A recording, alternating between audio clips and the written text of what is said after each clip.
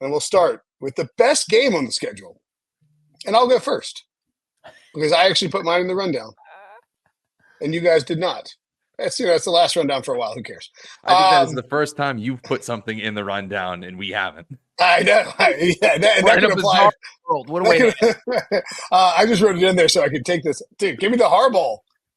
It's actually included as one of my top revenge games. I put the HARBOWL at number 3. Chargers at Ravens or Ravens at Chargers? I actually wrote it wrong in the document. I think it's Chargers at Ravens, right? It's Ravens at Chargers. Ravens at Chargers, my bad. Week 12. Yes, on Monday Night Football. Ooh, that means that's a great setting out there in California for Monday Night Football. Look, if you've been following the NFL for a long time, you know that Jim Harbaugh and John Harbaugh are brothers. They have played twice before. Jim has never beaten John.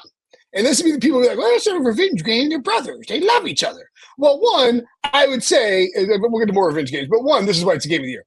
Jack Harbaugh, their father, when trying to deal with fights when they were kids, used to be like, go outside and whoever comes back in wins, which is what Bob Brinson did to me and Charlie.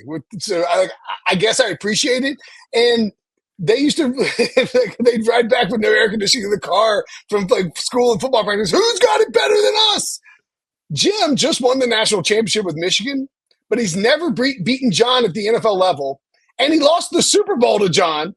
And now he's like, hey, Dad, check out the championship ring I got. And John's like, that's cool. I got a Super Bowl ring. And that just means more. So, like, this to me is one of the best games of the year. I love the Harbaugh family. I love the Harbaugh brothers. I love the HARBOWL. And I think that this qualifies as just a multi-layered revenge game because I know if I played my brother in an NFL, if I coached against my brother in an NFL game, it would be no holds barred, every trick play in the books, take this guy out. I mean, I know that we talked about Harbaugh jumping on with the Chargers because it's such an attractive landing spot because there's Justin Herbert there. But I half wonder if he looked at their opponents for 2024 and he goes, you know what? I'm going to come back this year because I know I'm playing my brother. I need to get this win. I mean, it is going, speaking as the older brother in a sibling rivalry, Same. This is what we play for. This is why we play the game. You want to beat your younger brother or your brother. You can't let your younger brother beat you. This is right. Absolutely. You cannot have it. I mean, I've had so many Super Smash Bros. Wars and broken controllers over the years with my brother. This is the highest of level of sibling rivalry. I can't wait for it. And I still can't believe they coach against each other in the Super Bowl. Like, that blows my mind. It's insane. It is.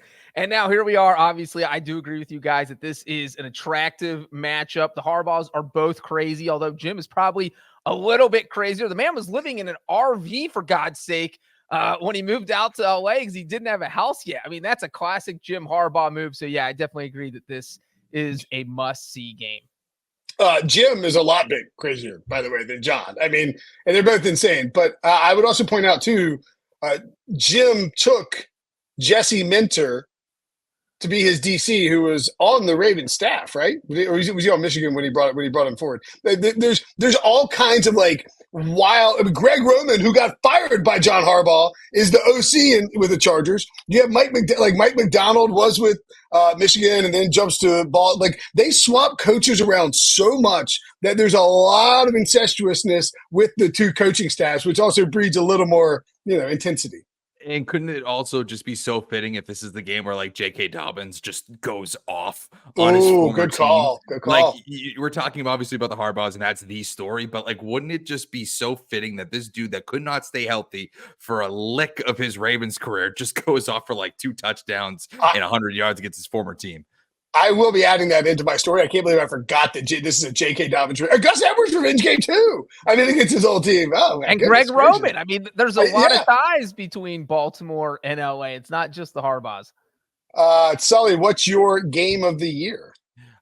I'll just go chalk here because I think we should just talk about it. It's the Week 7 game, Kansas City against San Francisco. Yep. It's going to be a Fox game. I just, again, when you're talking about Super Bowl rematches and teams, not just the Super Bowl rematch last year, but a couple of years ago as well, these two teams have been playing against one another on the highest stakes throughout these last few seasons. It could very well be the Super Bowl preview. at this season as well. So again, just Patrick Mahomes, Kyle Shanahan, Andy Reid in prime time, not prime time, but probably the standalone game in that late window. I just can't get over that. I think it's going to be awesome. I think one thing that's crazy about that game, besides that it's a Super Bowl rematch, so it's all obviously must-see television, is that Tom Brady is probably going to be the announcer. He's the number one Fox broadcaster, and that's good. I'm sure the Super Bowl rematch is going to be getting the number one team. And Brady grew up in the Bay Area. He's one of only two quarterbacks who's ever beaten Mahomes in the postseason. So you have like this very unique tie. And let's not forget the 49ers tried to recruit Brady to play for them just last year. I mean, this just happened. So, I mean, it's all a little, I think that adds a little bit of spice to this. So not only do you have this game, which is must see, but the fact that Brady will be the color analyst there definitely adds some spice to it. I also like the timing of it as well. I mean, we're talking about week 7, and I think one of the big storylines for Kansas City throughout the year is how is this new wide receiver group going to mesh with Patrick Mahomes, Xavier Worthy, Hollywood Brown. That is for 6 weeks is a nice little window to start really humming. And if again, if we're duking it out in a Super Bowl rematch, I want Patrick Mahomes to be firing on all cylinders and in good sync with his wide receivers. I think that's a perfect amount of time.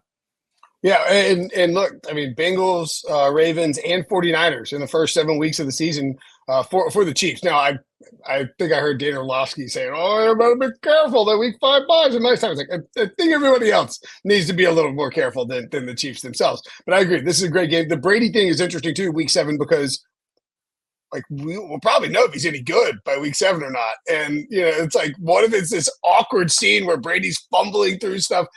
Because we've talked about that. We don't know if it'll be good or not. Just another layer to it. But yeah, that was the number one game, by the way, on my revenge list too. It's Super Bowl revenge.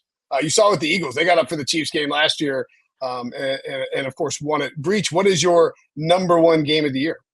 I really couldn't decide on just one, so I'm going to pick one that I actually thought Brenton was going to pick if the HARBOWL didn't exist. And is this a week 1 Sunday Night Football? Sunday night, week 1, Matthew Stafford going back to Detroit. That game, the playoff game between those two teams, was bonkers. I mean, that was just back and forth. One of the most exciting games of the entire postseason. And for the NFL to turn around and put this game in week 1 on Sunday night, you have Matthew Stafford going back to Detroit for the second time in 9 months. I just think that's a fascinating dynamic, and that's probably the game I'm most excited about in week 1, even though there's a lot of good games in week 1. I think seeing Stafford face the Lions and Goff face the Rams for that matter, especially with Goff getting his new extension. Yes, and that's what I was going to say too, right? Complaining that, hey, look, I want some guaranteed money in the contract, and the Rams are like, we'll see about that. So Goff getting paid, Stafford maybe not getting paid, I think adds an interesting element to that game. I'm 100% with you, Breach. I'm super excited for this game. My only gripe with it, and you say that it's great to see it right out of the gate in week 1, get it right back after obviously they eliminated the Rams in the playoffs. I really wanted this game on Thanksgiving. I wanted it so bad. I would have loved to have Stafford in Detroit with my turkey. I thought that would have been just the cherry on top of a Thanksgiving Day slate. Obviously, they decided to go out of the gate in week 1, which is totally fine.